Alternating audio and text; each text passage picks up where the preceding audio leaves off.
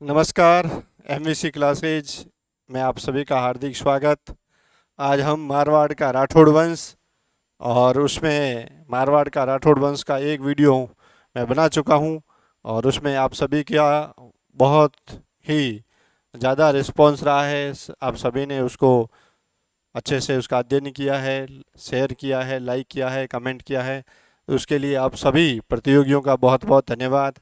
और आज मैं मारवाड़ के राठौड़ वंश उसका दूसरा वीडियो लेके आपके सामने उपस्थित हूँ।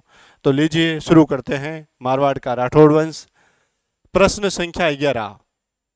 प्रश्न संख्या 11 ये कहता है कि निम्न में से असंगत कथन कौन सा है, यानी कि असंगत कथन। इसमें से 4 ऑप्शन है, इसमें से असंगत कौन सा है। पहला यह है कि राठौड़ शब्द संस्कृत के राष्ट्रकूट के समांतर है। तो ये एकदम सही कथन है, क्योंकि राष्ट्रकूट संस्कृत भाषा का शब्द है और उसी से ही राठौड़ शब्द का जो निर्माण हुआ है। अब ये आगे दूसरे ऑप्शन में लिखा हुआ है कि राठौड़ शब्द का प्राकृत रूप, कौन सा रूप, यानी कि प्राकृत भाषा में उसको रटूड़ कहते हैं।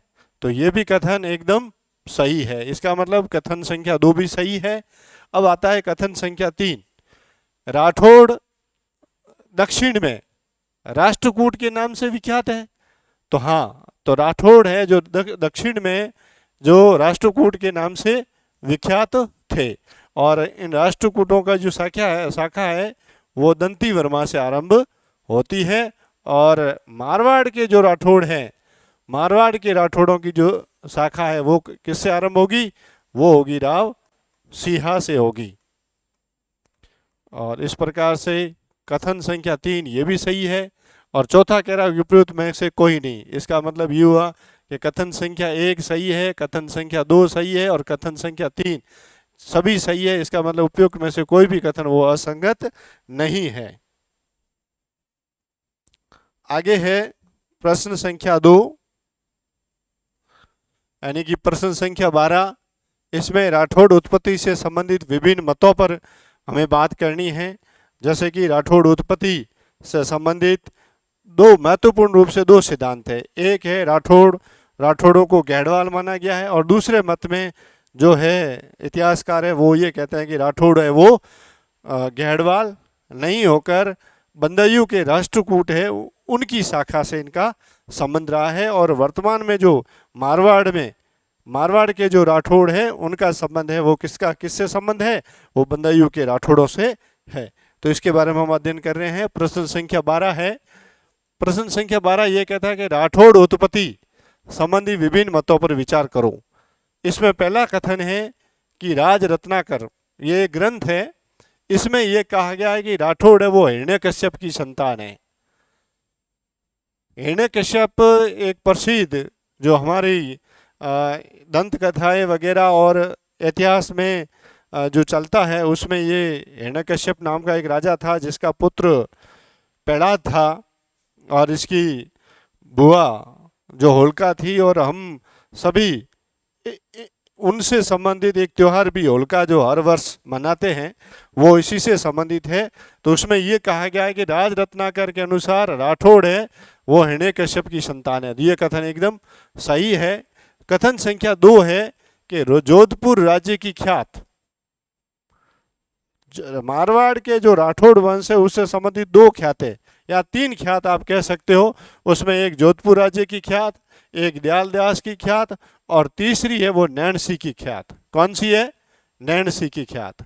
और नैणसी कौन से, मुहनोत नैणसी और नैणसीरी ख्यात।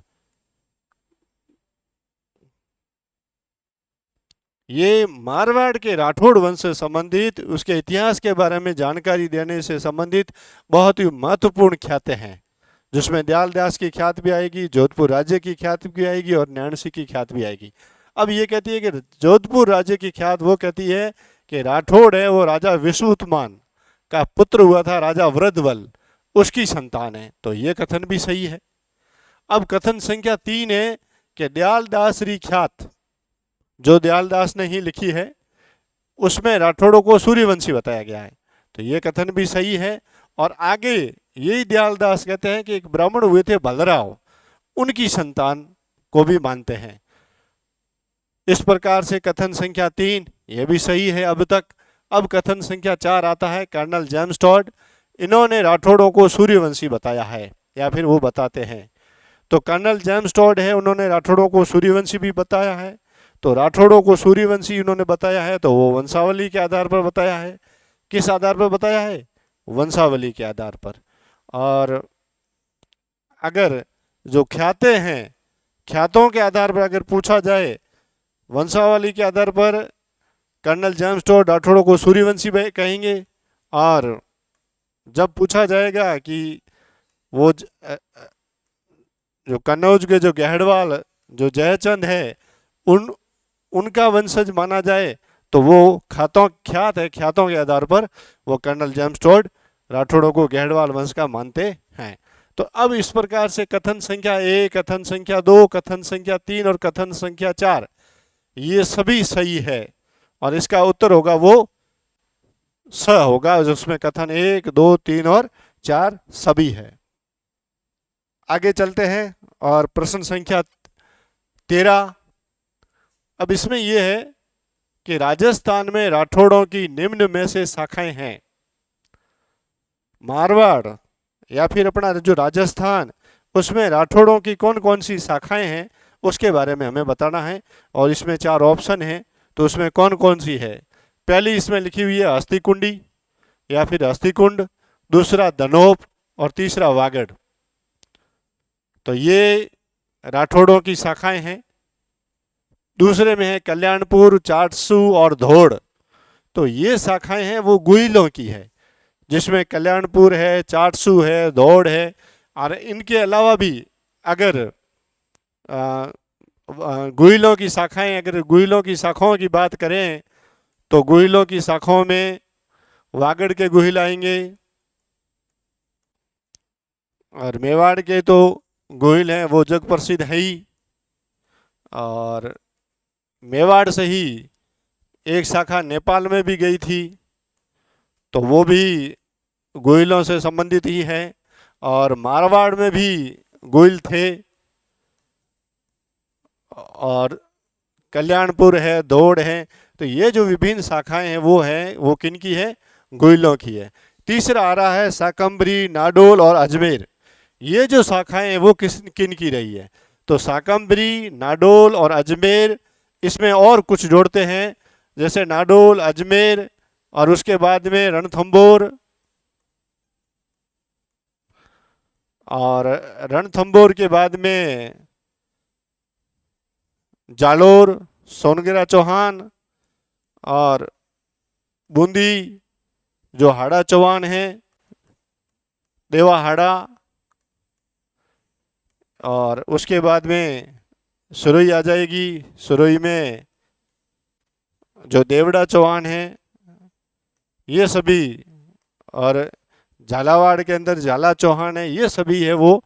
ये जो शाखाएं हैं वो सभी किसकी हैं? चौहानों की शाखाएं हैं। किन की शाखाएं हैं? चौहानों की शाखाएं हैं। उसी प्रकार से मंडोर, भड़ोच, राजौरगढ़, ये जो शाखाएं हैं, इसमें मंडोर की कह दीजिए, भड़ोच की कह दीजिए, राजौरगढ़ है, तो इसमें ये गुर्जर प्रतिहारों की शाखाएं हैं। किन की शाखाएं हैं? गुर्जर प्रतिहारों की शाखाएं हैं। और गुर्जर प्रतिहारों की इनके अलावा और शाखाएं, जैसे मंडोर है, मंडोर से ये गुर्जर चले गए भीनमाल। और जालोर, और जालोर से वो कूच करेंगे और चले जाएंगे अवंती। अवंती को वर्तमान में क्या कहते हैं? अवंती को वर्तमान में कहते हैं उज्जैन।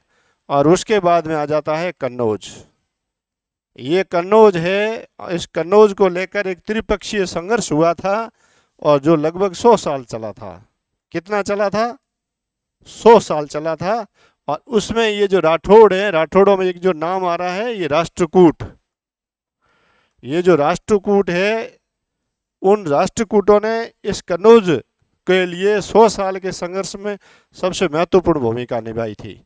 और उसमें एक पक्ष गुर्जर प्रतिहार था और तीसरा पक्ष था वो कौन सा था? पाल वंश था। इन तीनों के बीच में इस कन्नौज को लेकर 100 साल तक संघर्ष चला और बाद में जाकर ये अंत हुआ। अब इस प्रकार से इन्होंने कहा कि राठौड़ों की शाखाएं, तो हस्तिकुंडी, धनोप, वागड़ तो हो गए, और उसके बाद में किसका नंबर आएगा? अब ये राठौड़ों की शाखाओं में आ जाएगा मारवाड़। तो मारवाड़ या फिर अपन कहें जोधपुर, जोधपुर से मारवाड़ से राव जोधा के समय राव जोधा का पुत्र बीका, उसने बीकानेर की स्थापना कर दी, तो ये मारवाड़ के राठौड़ों की एक नई शाखा बन गई। उसके बाद में राव मालदेव का पुत्र मोटा राजा उदय सिंह और उसका पुत्र किशन सिंह, जिसने बसाया किशनगढ़। और इस प्रकार से ये मारवाड़ के राठौड़ों की शाखाएं हो गई। तो इस प्रकार से इस राजस्थान में राठौड़ों की जो शाखाएं हैं, इसका जो उत्तर होगा वो ऑप्शन नंबर 1 होगा। आगे प्रश्न संख्या 14 है। 1006 ईस्वी का राठौड़ सच का, राठौड़ है और जिसका नाम है सच है, इसका जो शिलालेख है वो राठौड़ों की किस शाखा की जानकारी प्रदान करता है? देखिए, राजस्थान में जो मारवाड़ में जो राठौड़ आए हैं वो हमें यही जानकारी है कि राव सिंह के समय आए हैं, लेकिन राव सिंह से पहले जो राजस्थान के जैसे कि जो है ये, जैसे कि राठौड़ों का ये जो जैसे हस्तिकुंडी शाखा है, धनोप शाखा है, वागड़ शाखा है और मारवाड़ की शाखा तो अपन पढ़ रहे हैं। तो इसमें हस्तिकुंडी की जो शाखा है वो है, ये धनोप की शाखा है, वागड़ की जो शाखा है ये भी उल्लेखनीय रही है। लेकिन इसमें ये 1006 का जो राठौड़ सच का जो शिलालेख है वो किसका है? वो इसमें से कौन सी शाखा का है? तो वो है धनोप शाखा का। किस शाखा का है? ये धनोप शाखा का ये जो है शिलालेख है। और उसके बाद में ये जो पहले में आया है जो हस्तिकुंडी शाखा है, तो हस्तिकुंडी शाखा का एक 916 ईस्वी में एक शिलालेख मिला था। किसमें? 916 ईस्वी में एक शिलालेख मिला था। और उसके बारे में इसी हस्तिकुंडी में एक शासक हुआ है जिसका नाम था धवल। ये धवल बहुत ही प्रसिद्ध शासक रहा है और इसने जो मेवाड़ के उस समय की जो शासक थे उनको इन्होंने आश्रय प्रदान किया था। तथा यही इसी हस्तिकुंडी की जो मेवाड़ का एक शासक हुआ है जिसका नाम है भरत भट्ट, जिसे हम आलू राव भी कहते हैं। क्या नाम है? भरत भट्ट। और इनकी पत्नी थी महालक्ष्मी। क्या नाम है? महालक्ष्मी। और ये जो महालक्ष्मी थी वो हस्तिकुंडी के जो राजा थे उनकी पुत्री थी। तो इस प्रकार से ये 916 ईस्वी के लगभग ये हस्तिकुंडी का शिलालेख मिलता है जिसमें एक चैत्य का जो निर्माण किया गया उसके बारे में जानकारी है। अब उसमें दूसरी आ गई धनोप शाखा और वागड़ शाखा है, ये लगभग है 1305 ईस्वी। 1305 ईस्वी की वागड़ शाखा का भी एक अभिलेख मिलता है। और इसमें वागड़ शाखा के जो राठौड़ हैं उनको ये वागड़ जो क्षेत्र है उस आधार पर इनको वागड़िया, क्या वागड़िया, ये प्रदेश जो वागड़ है इसके आधार पर दूसरा यहाँ पर वागड़ यानी कि डूंगरपुर, बांसवाड़ा और प्रतापगढ़ का कुछ हिस्सा, लगभग डूंगरपुर और बांसवाड़ा, तो ये जो क्षेत्र है इसको 56 नदी नालों का समूह कहते हैं। कितने? 56 नदी नालों का समूह। यहाँ पर 56 नदियाँ वगैरह नदी है, नाले वो निकलते हैं, इस कारण से ये क्षेत्र कहलाया 56। तो यहाँ पर जो बसने वाले हैं वो राठौड़ है, उनको कहेंगे छप्पनिया, यानी कि वागड़िया या फिर छप्पनिया राठौड़। वो किस क्षेत्र में है बसते थे? वो बसते थे वागड़ में। और मारवाड़ शाखा है वो होती है राव सिंह से शुरू। और राव सिंह कहाँ से आए? बदायूं से आए, जो कन्नौज के पास में एक स्थान है। इनके पिता थे जिनका नाम था कुंवर चैतराम। और ये वंश क्रम है जो हनुवंश सिंह तक चलता है। कहाँ तक चलता है? महाराजा हनुवंश सिंह तक, यानी कि देश आज़ाद होता है तब तक। इस प्रकार से ही हमारा प्रश्न संख्या 14। आगे बढ़ते हैं, प्रश्न संख्या 15 पर पहुंचते हैं। और 15 प्रश्न संख्या 15 क्या कहता है कि जयचंद राठौड़ों का आदि पुरुष था। कौन? जयचंद। जयचंद कौन? जयचंद गहड़वाल। जयचंद कहाँ का? कन्नौज का। कहाँ का? कन्नौज का, ये जयचंद गहड़वाल। जो पृथ्वीराज तृतीय और इनके बीच में जो युद्ध वगैरह है, या फिर मोहम्मद गौरी को जो सहायता दी जाती है, उसके बारे में भी इनके ऊपर आरोप लगते हैं, वही ये जयचंद है। आदि पुरुष था और गहड़वाल और राठौड़ों के वंशों में साम्यता रही है। उक्त कथन की जानकारी के साक्ष्य निम्न में से हैं, यानी कि राठौड़ों का आदि पुरुष वो कौन रहा है? जयचंद। और राठौड़ों और गहड़वालों की जो वंशावली है, उस वंशावली में भी आपस में क्या रही है? साम्यता रही है।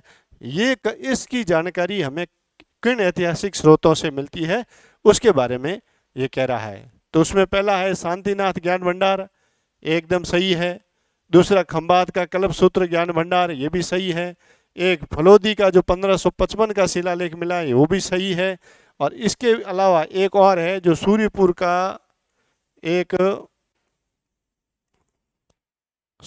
की एक जो हस्तलिखित एक प्रति मिली है, लगभग विक्रम संवत 1546 की है।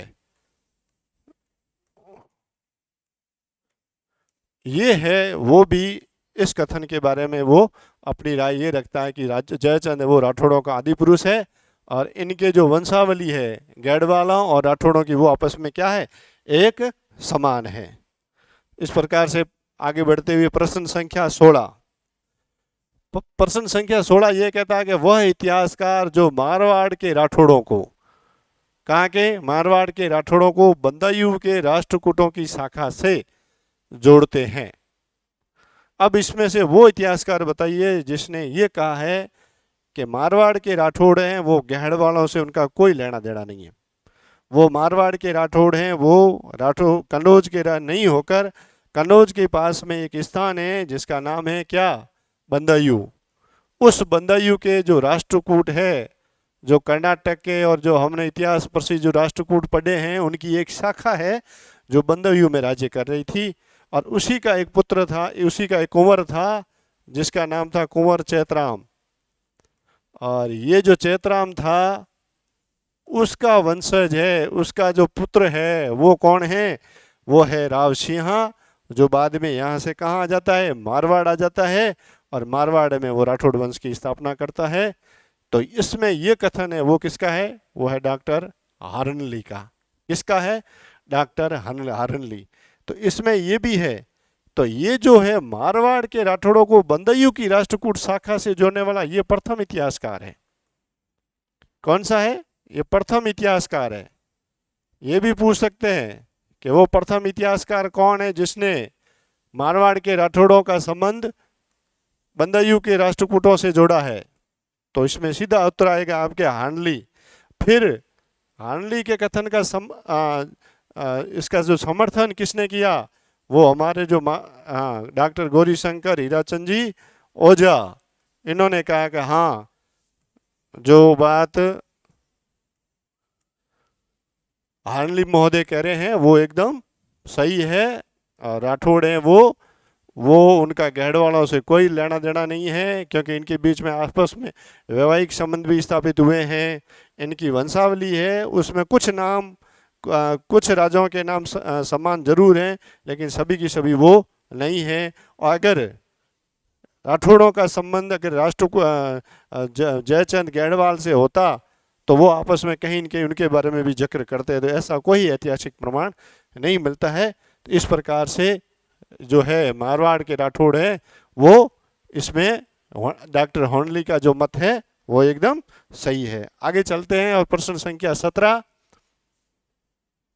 इसमें कहा गया है राव सिंह द्वारा पालीवाल ब्राह्मणों की सहायता हेतु मुस्लिम आक्रांताओं या बालेचा चौहानों से युद्ध किया गया। हम जो किंवदंतियां इतिहास में पढ़ते हैं और दंत कथाओं के रूप में भी और इतिहास में भी हम पढ़ते हैं, तो हमें ये जानकारी मिलती है कि राव सिंह जब मारवाड़ आया था, तब उसने एक बहुत बड़ा युद्ध किया था, और उसमें लगभग 1 लाख लोग मारे गए थे या फिर घायल हुए थे। उसके बारे में ये कथन है। तो जिसमें 1 लाख स्त्री पुरुष मारे गए या फिर क्या हुए? घायल हुए। इस कारण इस युद्ध को मारवाड़ के इतिहास में लाख झंवर, कितना? लाख झंवर कहते हैं। और उक्त जानकारी किस ऐतिहासिक स्रोत से प्राप्त होती है।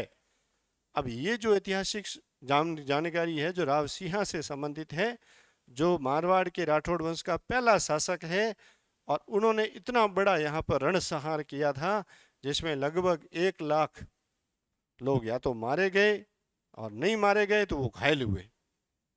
तो ये ऐतिहासिक जानकारी हमें किससे मिलती है? पहली बात, पहला इसमें आ रहा है नैनसिरी ख्यात, ये भी नहीं, ये नहीं है। दूसरी आ रही है जोधपुर राज्य की ख्यात, इसमें भी इसका उल्लेख नहीं है। लेकिन तीसरा में आ रहा है दयाल दास की ख्यात, ये नहीं है। तो ये जानकारी हमें मिल रही है पाली की में एक देवल अभिलेख है। कौन सा? पाली का जो देवल अभिलेख है उसमें ये जानकारी हमें प्राप्त हो रही है, और उसमें ये कहा जा रहा है कि 9 अक्टूबर 1273। कब? 9 अक्टूबर को क्या लिखेंगे? 10वां महीना 1273, जब राव सिंह, पाली में एक स्थान है जिसका नाम है धोला चौतरा। क्या नाम है? धोला चौतरा। ये धोला चौतरा कौन सा स्थान है? ये धोला चौतरा है जहां पर ये युद्ध हुआ है, और जिस युद्ध में 1 लाख लोग मारे गए या फिर घायल हुए, इस कारण से इसको लाख जबर भी कहते हैं, या फिर इसको धोला चौतरा का भी युद्ध कह सकते हैं। ठीक है। और एक इसमें राव सिंह की अगर जो मृत्यु हुई है वो 9 अक्टूबर 1273 को हुई है। अगर आपको इसको एकदम इजी तरीके से याद करना है तो 9 के बाद में क्या आया? अक्टूबर। अक्टूबर यानी कि 9 के बाद में क्या आता है? 10वां महीना। तो 9 के बाद में 10 यानी कि अक्टूबर महीना। तो 9 और 10 ये सीधा आ जाएगा, और फिर आपको सिर्फ 1273 ही याद रखना है। और ये सभी जानकारी हमें कहाँ से मिल रही है? देवल के अभिलेख से। लेकिन नैनसी की ख्यात है, जोधपुर राज्य की ख्यात है, दयाल दास की ख्यात है, वो और कुछ बातें कहती है, और उसमें थोड़ा बहुत परिवर्तन है, जिसमें ये भी आता है कि कहीं ये कि कुछ किताबें कहती हैं कि पुष्कर आया था, वो पुष्कर की यात्रा पे आया था, और कहीं हमें मिल रहा है कि द्वारिका की यात्रा पे आया था। कहाँ की यात्रा पे आया था? वो द्वारिका की यात्रा पे जा रहा था, और भी पाली वाले ब्राह्मणों ने कहा कि हमें यहाँ पर या तो बालेचा चौहान है या फिर क्या है, मुस्लिम आक्रांता है, उनसे हमारी रक्षा करो। तब ये युद्ध होता है, और उस युद्ध में इतनी बहुत बड़ी जनहानि होती है, और फिर वो उस क्षेत्र को मुक्त कर दिया जाता है। और ये जो युद्ध हुआ, उस युद्ध के बाद में एक और भी है। यहाँ से पहले वो गुजरात जाता है, और गुजरात में एक क्षेत्र है जिसका नाम है पाटन। पाटन में एक स्थान है मारू। यहाँ मारू का लाखा फुलानी बहुत प्रसिद्ध नाम रहा है। इस लाखा फुलानी के साथ में भी इसका युद्ध होता है, और वो उसमें लाखा फुलानी को मारता है,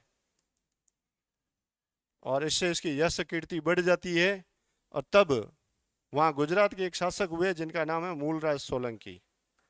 वैसे चालुक्य वंश है, उस चालुक्य का ही अपभ्रंश है क्या? सोलंकी है। और तो मूलराज सोलंकी था, इसने अपनी पुत्री का विवाह राव सिंह के साथ में किया, और उसका नाम है पार्वती। और ये जो पार्वती है, जब 9 अक्टूबर 1273 ईस्वी को पाली में जब इस युद्ध में राव सिंह मर जाते हैं, शहीद हो जाते हैं, तब ये पार्वती है वो राव सिंह के साथ में सती होती है। क्या होती है? सती होती है। और इसके 3 पुत्र थे। ये 3 पुत्र थे। सबसे बड़ा आस्थान, एक इसका और बेटा हुआ जिसका नाम सोनग, और तीसरा हुआ सोनग और अज। ये 3 राव सिंह के पुत्र हुए, और ये पार्वती इनकी पत्नी है जो इस युद्ध के बाद में इनके साथ में सती होती है। और ये युद्ध कब हुआ? 9 अक्टूबर 1273 को।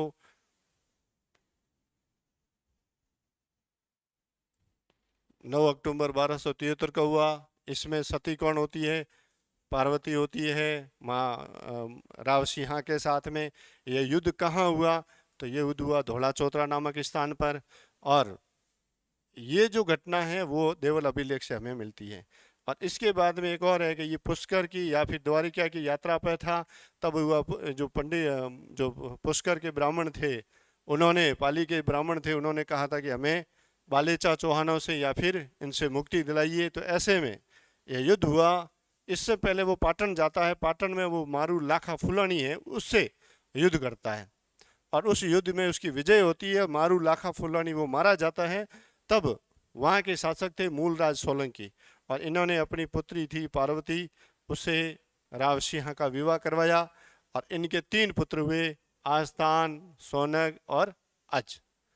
इस प्रकार से प्रश्न संख्या ये 17 पूर्ण हुआ और अपन चल रहे हैं आगे प्रश्न संख्या 18। निम्न को सुमेलित कीजिए। देखिए, मारवाड़ के जो राठौड़ वंश है, इनके जो आरंभिक शासक है, इनके बारे में अब आरपीसी हो या फिर एसएससी हो, जितने भी जो राजस्थान से संबंधित जो जो एग्जाम करवा रहे हैं, उनका ट्रेंड बदल चुका है।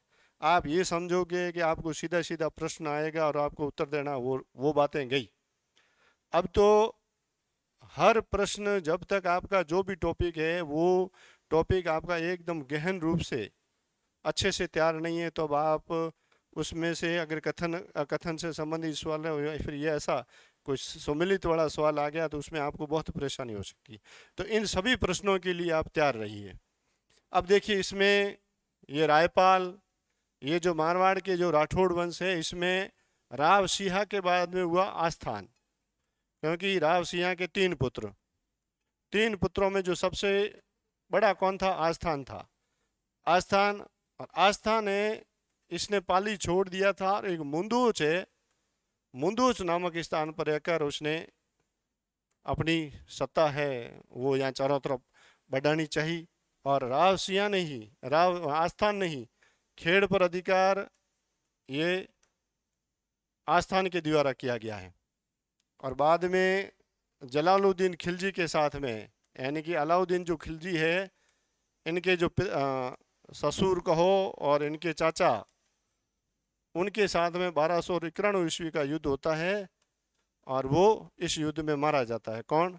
राव आस्थान। आस्थान के बाद में इनका पुत्र हुआ जिसका नाम है राव धुअड़। राव धुअड़।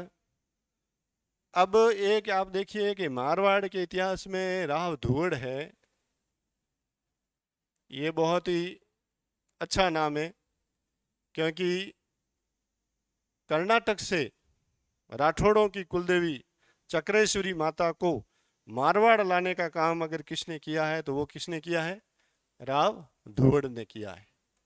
तो एक तो चक्रेश्वरी देवी को मंदिर है, तो उनकी जो मूर्ति थी 18 हाथों की, वो वहाँ से लेके आए, और बालोतरा में एक नागाना गांव है, उस नागाना गांव में उन्होंने इसकी स्थापना करवाई।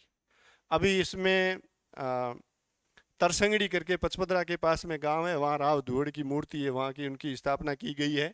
और राव धुअड़ के समय ये जो मंडोर के जो प्रतिहार है, उनसे इनका जो संघर्ष शुरू होता है वो किससे समय होता है? वो होता है राव धुअड़ से स्टार्ट होता है। राव धुअड़ ने मंडोर पर अधिकार भी कर लिया, लेकिन कुछ समय के बाद में वापस प्रतिहारों से युद्ध होता है और उस युद्ध में राव धुअड़ मारा जाता है। तो प्रतिहारों से अगर कहा जाए कि मारवाड़ के वो राठौड़ वंश के शासक जिनसे कौन सा वो मारवाड़ का राठौड़ वंश का शासक है जिनके काल से मंडोर से इनका संघर्ष आरंभ हुआ, तो वो होता है धुअड़ से आरंभ होता है और राव वीरम तक। कितने तक? वीरम। वीरम नहीं, आप राव चूड़ा कह दीजिए कि वीरम का पुत्र राव चूड़ा हुआ है, राव चूड़ा तक ये संघर्ष जारी रहता है। और राव चूड़ा को जब मंडोर में इंदे प्रतिहारों ने दहेज में दिया और उनकी शादी करवा दी, तब जाकर और ये संघर्ष रुकता है। यानी कि राव धुअड़ से जो संघर्ष मंडोर के प्रतिहारों के साथ में शुरू हुआ, वो राव चूड़ा तक चलता है। इसमें ये हो गए। अब राव धुअड़ का जो पुत्र है वो है रायपाल। कौन है? राव धुअड़ का पुत्र कौन है? वो है रायपाल है। और राव धुअड़ की मृत्यु हो जाती है 1309 ईस्वी में। कब हो जाती है? 1309 ईस्वी में। तो अब रायपाल, इसके बाद में 1309 और तो इसमें आप वो सन देखिए कि जब ध्रुवड़ की मृत्यु हो रही है तो ध्रुवड़ की मृत्यु के बाद में यानी कि 1309 से लेकर 1313, तो ये तो इसका आंसर हो जाएगा किसका, राव रायपाल का। रायपाल, और इसमें देखो अगर याद इजी रूप से करना है तो दो आप, एक तो रायपाल और कर्णपाल, दोनों के पीछे पाल लग रहा है, तो ये दोनों लगातार हो रहे हैं। रायपाल होगा, रायपाल के बाद में कर्णपाल होगा, तो 1309 से 1313 ये हो गया, और 1313 से 1323 ईस्वी ये हो जाएगा ब का उत्तर। किसका, ब का उत्तर हो जाएगा। उसके बाद में आ जाता है जालन सिंह। ठीक है, वैसे कर्णपाल के दो पुत्र हुए। बड़ा पुत्र था उसका नाम था भीम, और दूसरा पुत्र है वो कौन सा है, ये जालन सिंह है। देखिए ये छोटी छोटी चीजें हैं और प्रश्न यहीं से आएंगे, क्योंकि दूसरा तो आप लोगों ने तैयार कर रखा है, तो ये चीजें छूटती है वहीं से प्रश्न उठेंगे। तो अब जालन सिंह, अब एक याद रखना ये कर्णपाल। अब ये जो 1309 से 1313 तक तो आ गया रायपाल। ये जो रायपाल है वो जोहियावाटी के जोहियों से युद्ध करता हुआ मारा गया था। कहाँ के थे, जोहियावाटी के जोहिया थे। ठीक है ना, ये जोहिया राजपूत है, उनसे युद्ध करता हुआ मारा गया था। और एक बात और, रायपाल और राव वीरम, जो मल्लीनाथ का भाई, जो मल्लीनाथ ने राव वीरम को मंडोर में स्थापित कर दिया था, और तो ये जो रायपाल और वीरम ये दोनों हैं, ये जोहियों से युद्ध करते हुए मारे जाते हैं। रायपाल और वीरम, इन दोनों का संघर्ष किनसे हुआ था, जोहियों से हुआ था, और ये जोहियों से युद्ध करते हुए मारे गए। और ये लगभग 1383 की बात है राव वीरम की। और अब ये आ गया जालन सिंह। अब एक ये बात और देखिए आप, ये जो कर्णपाल, एक भीम और एक जालन सिंह, ये कर्णपाल, और कर्णपाल का बड़ा पुत्र है राव भीम, और भीम से छोटा है वो कौन है, जालन सिंह। ये तीनों हैं, इन तीनों का कर्णपाल के समय मारवाड़ के राठौड़ों की जो साम्राज्य था वो काक नदी तक पहुंच गया था। कहाँ तक पहुंच गया था, काक नदी। काक नदी का मतलब क्या हुआ, जैसलमेर, लोदरवा, जहाँ की मूमल प्रसिद्ध है, वो इसी काक नदी का जो पानी है वो पीने महेंद्र आया था। और बाद में वो फिर उधर एक मेड़ी देखता है तो फिर वहाँ पर चढ़ जाता है, और फिर वहाँ से उसका मूमल से उसका मिलन होता है, यही वो काक नदी थी। तो ये जो कर्णपाल है, इसका युद्ध इस काक नदी के किनारे पर भाटियों और तुर्कों से होता है। किन से होता है, भाटियों और तुर्कों से। अब देखो भाटियों से होना तो स्वाभाविक है, क्योंकि ये क्षेत्र किनका है, लोदरवा और जैसलमेर किनका है, भाटियों का है। तो भाटियों से भी, और आगे जो शाखा, आगे जो है, आगे राज्य किनका है, तुर्कों का है। तो भाटियों और तुर्कों से संघर्ष करते हुए कर्णपाल मारा जाता है। अब ये कर्णपाल के बाद में ये भीम बनता है, और भीम है वो खाली भाटियों से युद्ध करता हुआ मारा जाता है। और एक अगर इसमें याद रखना तो ये भी इजी तरीका है कि देखो भीम के अंदर भी पहला अक्षर क्या आता है, भ आता है, और भाटियों के अंदर भी पहला अक्षर क्या आता है, भ आता है। तो ये दोनों हैं वो भाटियों से युद्ध करते हैं, नहीं, भीम है जो वो भाटियों से युद्ध करता हुआ। इसके बाद में जालन सिंह बनता है, और जालन सिंह का भी युद्ध होता है, वो इसी काग नदी के किनारे पर लोदरवा के पास में होता है। और इनका मुकाबला भी किन से होता है, तुर्कों से और भाटियों से होता है। और इस प्रकार से ये भी युद्ध करता हुआ यहाँ मारा जाता है। तो इस प्रकार से ये याद रखना। देखो ये बाप है कर्णपाल, ये उसका पुत्र है भीम, ये इसका भाई है जालन सिंह, यानी कि कर्णपाल का पुत्र भीम, और ये भीम का छोटा भाई जालन सिंह, ये तीनों हैं वो भाटियों और तुर्कों से संघर्ष करते हुए मारे जाते हैं। अगर ये पूछा जाए कि मारवाड़ के राठौड़ वंश के वे शासक बताइए जिन्होंने तुर्कों और भाटियों से संघर्ष किया, तो उसमें आपका कर्णपाल, भीम और जालन सिंह का नाम आएगा। और लास्ट में आ जाता है इसके अंदर छाड़ा। अब देखिए जालन सिंह 1309 ये हो गया, 1313 से 1323 तक ब में कर्णपाल हो गया। फिर इसके बाद में 1323 से 1328 आ जाएगा जालन सिंह। उसके बाद में 4 में आ जाएगा 1328 से लेकर और 1344 ये आ जाएगा छाड़ा। छाड़ा के बाद में तीड़ा के बाद में कानड़देव, कानड़देव के बाद में आएगा त्रिभुवनसी, और इस त्रिभुवनसी को राव मालदेव मारता है, और राव मालदेव मारकर अपने पिता राव सलखा जी को महुआ का जो है राज्य प्रदान करते हैं। और इसके बाद में अब प्रश्न संख्या 19 है, निम्न में से असत्य कथन को चुनना है। इसमें से असत्य कथन कौन सा है?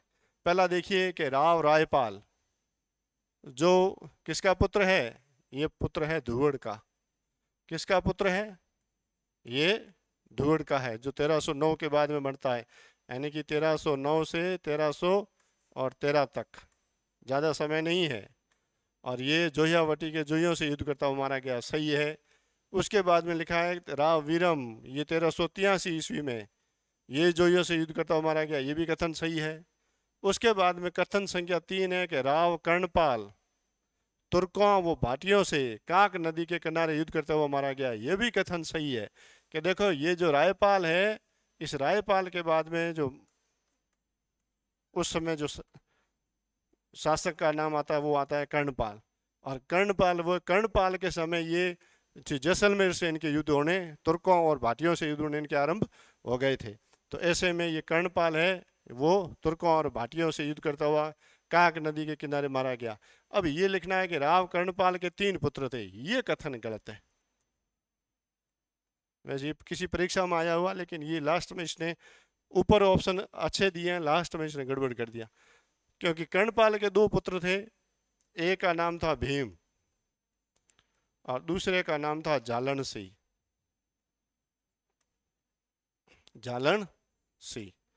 ये 3 हुए, और तीनों का संघर्ष किन से हुआ? भाटियों और तुर्कों से हुआ। और भीम जो मारा जाता है वो भाटियों से युद्ध करता हुआ मारा जाता है, और कर्णपाल और जालन सिंह ये तुर्कों और भाटियों से युद्ध करते हुए मारे जाते हैं। इस प्रकार से प्रश्न संख्या 19 वो भी हमारा पूर्ण हुआ। अब आते हैं प्रश्न संख्या 20 में। रामा गांव का युद्ध किन के बीच हुआ है? रामा गांव है, ये जालोर में है। कहाँ पर है? ये है जालोर में। और ये जालोर का ये युद्ध है वो किन के बीच में हुआ था? देखिए जालोर और सिरोही का जो क्षेत्र है, इसमें कौन होंगे? सीधी बात है, क्योंकि ये जो क्षेत्र है इस क्षेत्र में होंगे सोनगिरा चौहान। अगर सांचौर की बात आ जाए तो मुसलमान शासक होंगे, और जालोर है तो सोनगिरा और देवड़ा चौहान, क्योंकि आगे का जो है वो देवड़ा भी लग रहे हैं। तो इसमें अपने को ऑप्शन में भी ये 2 ही आ रहे हैं, तो सोनगिरा और देवड़ा चौहान। और इनका युद्ध किससे हुआ? राव छाड़ा से हुआ। और इन्होंने, राव छाड़ा ने अपने बाप की मृत्यु का बदला लिया था, और ऐसे में राव छाड़ा और सोनगिरा वो देवड़ा चौहानों से युद्ध हुआ, वो रामा गांव का युद्ध हुआ है, वो राव छाड़ा और सोनगिरा और देवड़ा चौहानों के बीच में हुआ था। और इसमें जो सोनगिरा थे, सामंत सिंह थे, उनको इन्होंने पराजित किया था। और इस प्रकार से ये प्रश्न संख्या 20 ये, और इसमें दूसरे राव जालन सिंह वगैरह, सोनगिरा चौहान वगैरह इनके भी हैं। तो ये